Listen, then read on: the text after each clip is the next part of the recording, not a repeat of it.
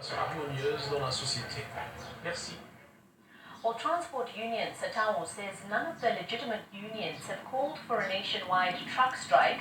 This follows reports that truck services will be disrupted from today as truck drivers are set to embark on a nationwide strike.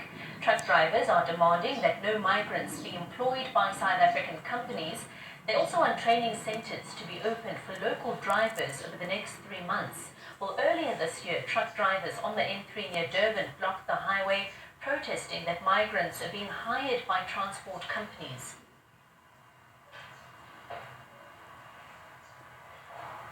Well, Transport Union Motaung says dismissed reports of road disruptions, saying no legitimate unions have joined the call for a nationwide strike. This follows reports that truck drivers will be disrupted as of today, like I said earlier on. Well, to discuss the story even further, I'm joined now by Dennis Joro, President of the International Cross-Border Traders Association, as well as Hlasinyane Motaung of the Motor Transport Workers Union. Thank you so much for joining us this afternoon.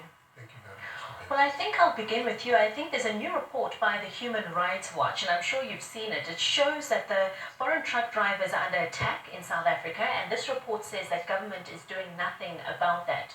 What's your take on that? Thank you very much again. When it comes to the issue of the truck drivers itself, we as unions, we acknowledge we do have members also who are truck drivers coming from foreign countries who have joined our movement. So we always make sure that, especially even in the bargaining council, that the legislation that is there, that protects every driver who is in the country, we are for that one also too.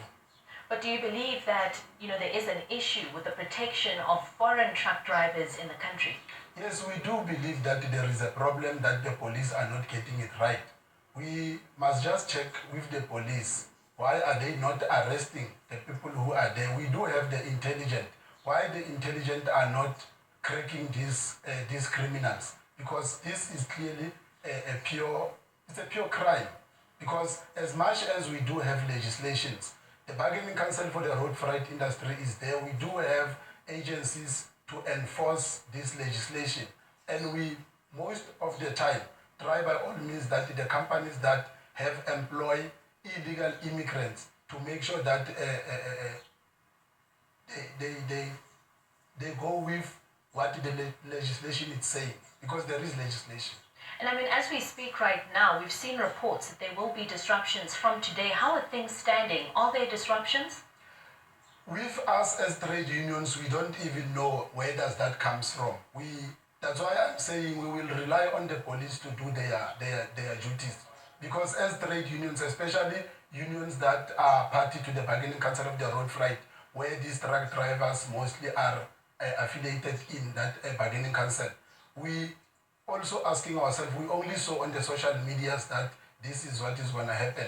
But with all the unions that are party to the Bargaining Council of the Road Freight, we don't even know where does that one come from.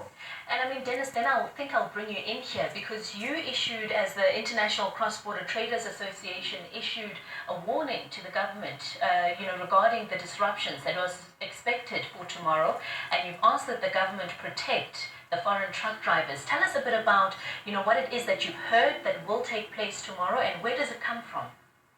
Yes, I think we all know that there is an organization called TDF, originated from Durban, and that same organization is the one which is circulating